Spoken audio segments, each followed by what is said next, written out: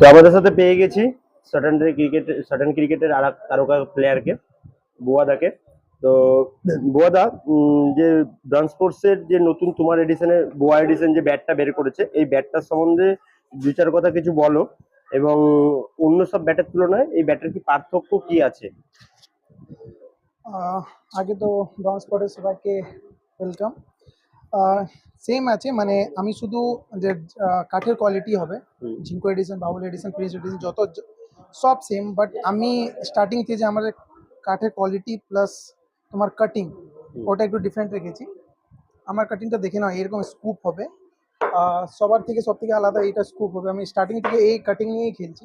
তো পাঞ্চ বলতে গেলে সবার ব্যাটার সেম, বাট এই আমি যত ভাবি আমার যে কাটিং আছে, এই কাটিংয়ে একটু গ্রিপ, ব্যাটের ওয়েট সব কিছু একটু ম্যানেজেবল, খুবই ভালো হয়। সেই জন্য আমি এই ব্যাট নিয়ে খেলছি। সবাই ট্রাই করুন, সবাই খেলুন, খুবই ভালো লাগবে। আর তোমার কি থাকছে? আমি বেসিক্যালি বেশি ট্রাই করি 680 থেকে 720-র মধ্যে খেলতে। আর যার যেরকম পছন্দ, বাট আমি প্রিফার করি 680 থেকে 720।